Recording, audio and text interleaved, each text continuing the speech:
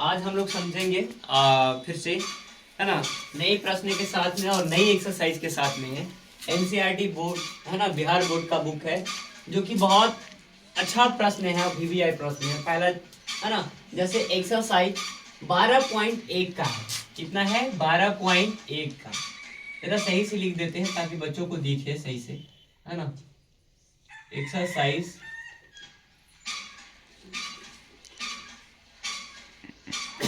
12.1 का है। तो आइए हम लोग समझेंगे, है ना। इस चैप्टर का नाम है वृत्तों से संबंधित क्षेत्रफल। क्या नाम है? वृत्तों से संबंधित क्षेत्रफल, है ना। हंसो कम बच्चे लोग, ध्यान देखो क्या है। इससे कहीं ना कहीं महत्वपूर्ण चीजों के बारे में, इससे रिलेटेड कुछ चीजों को देखेंगे, इस टॉपिक को समझेंगे, नोट्स के बारे में हम समझेंगे। ये हमारा वृत्तों से संबंधित क्षेत्रफल, है ना। अब इसको क्या है, एक ऐसी बात बता रहा है जैसे वृत्त। वृत्त कहने का मतलब गोल। गोल जैसे हम अंडा वाला नहीं बोल सकते भैया। जैसे घर में डब्बा हुआ ढकना होगा, थाली उरी होगा ना, डिब्बा कटोरा, वो मतलब एक वृत्त बना होता है, गोलाकार रहता है, उसको गोलैया को हम वृत्त कहा जाता है। और इसी के अंदर में पूरे क्षेत्रफल को क्या बोलेंगे? इसको हम बोलते हैं त्रिज्या बोलते हैं। जैसे त्रिज्या, ए बच्चा हंसने का नहीं, आम मान लेते हैं। अब यहाँ पर समझेंगे, ये गोलाकार आकृति को क्या बोलेंगे? वृत्त बोलते हैं। अब चलेंगे इसको, कहता है इसके नोट्स में हम जरा सा बात को समझेंगे और देखेंगे। त्रिज्या को जो है आर से सूचित किया जाता है ना। क्या से सूचित किया जाता है? आर से।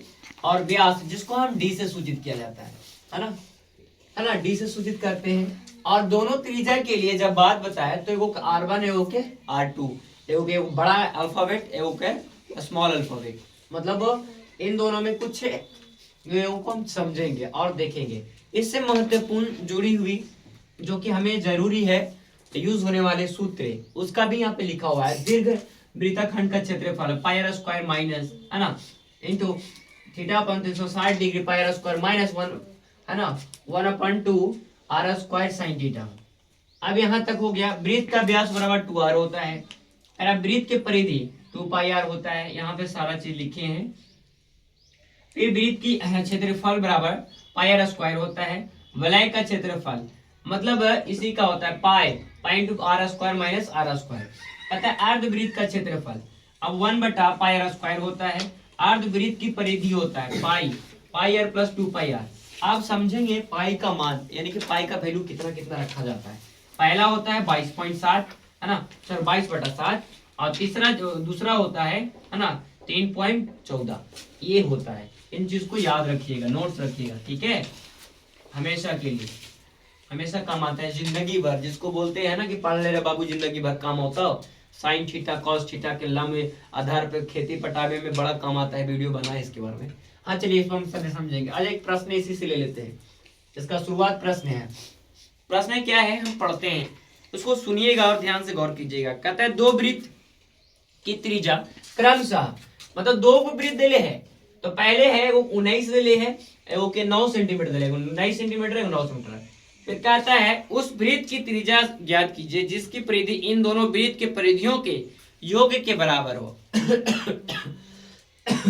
मतलब समझना क्या है, योग क्या हो गया? जोड़। बराबर ई वाला बने, मतलब इन दोनों से करके अगला बने। समझेंगे पहले इन दोनों से मिल के दूसरा, मतलब ये त्रिज्या बनाने की बात कर रहा है। कितना में होगा? चलिए अब हम हल लिखेंगे। तो हल में पहले से हम लोग को जानना है कि जो चीज दिया हुआ है मान उसको हम रख लेंगे। पहला है त्रिज्या, त्रिज्या बराबर हमको वो क्या R1 दे ले, हम रख लिए 19 रख लिए। अब यहाँ पे ध्यान से देखिएगा, जब यहाँ पे हम रख लिए तो इस चीज को ध्यान से देखना है। सिंपल में टेंशन नहीं लेना, उसमें केयर नहीं कीजिएगा। कहीं पे है आपको ऐसे वो टेंशन उसको नहीं लेना है ना, होता है ये चीज के लिए टेंशन नहीं लेना है, बस छोटा और बड़ा मानना है बस। चलिए R1 बराबर 19 मान लिया, R2 बराबर 9 सेंटीमीटर मान लिया।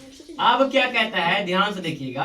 अब कहता है मतलब ये दोनों तो बन लिया है ये पहले से, मतलब नयका लिए निकालेंगे। इसकी की बात कर रहा है, ये हमारे इसके बारे में बात कर रहा है। तो कहता है नए वृत्त की परिधि बराबर कर देंगे यहाँ पे, बराबर करके फिर कहता है ये दोनों का क्या है, दोनों के वृत्त की परिधि, मतलब इन दोनों की परिधि जो बता रहा है, इसकी परिधि बता रहा है और इसकी परिधि की बात कर रहा है, का योग है, मतलब जोड़।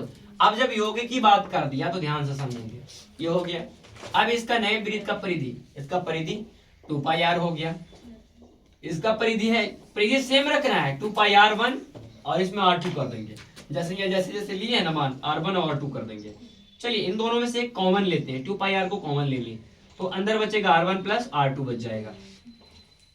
अब देखिए 2 पाई और 2 पाई से कहानी इसको खत्म हो जाएगा, इसे काटेंगे तो ये 2 पाई से 2 पाई कैंसिल हो जाएगा, ठीक है, याद रहे ये कहानी इसका खत्म हो गया। जब कहानी खत्म हो गया तो हमको पास यहाँ पे r बच रहा है, r को लिख देंगे और इधर पे क्या r1 प्लस है ना r2 बच रहा है, तो r1 का जिसका इसको वैल्यू है हम यहाँ पे पुट कर देंगे दोनों में से, दोनों को इधर रखिए ये इधर रखिए, वैल्यू सेम आएगा, इसमें टेंशन नहीं लेने की बात है। चलिए इन दोनों का वैल्यू को हम पुट किए तो कितना आ जाएगा, दोनों को जोड़ देंगे, अब जब जोड़ेंगे तो 28 सेंटीमीटर हो जाएगा। तो हम ये कह सकते हैं कि अतः नए जो वृत्त बने हैं हमारे पास, नए वृत्त की त्रिज्या जो बना है r बराबर 28 सेंटीमीटर हुआ, ये हमारा फाइनल आंसर है। इस प्रकार से लिखने के बाद एग्जामिनर भी खुश हो जाएगा और आपको नंबर नहीं काटेगा, पूरा का पूरा नंबर देगा। वीडियो अच्छा लगता है तो लाइक कमेंट जरूर कीजिएगा।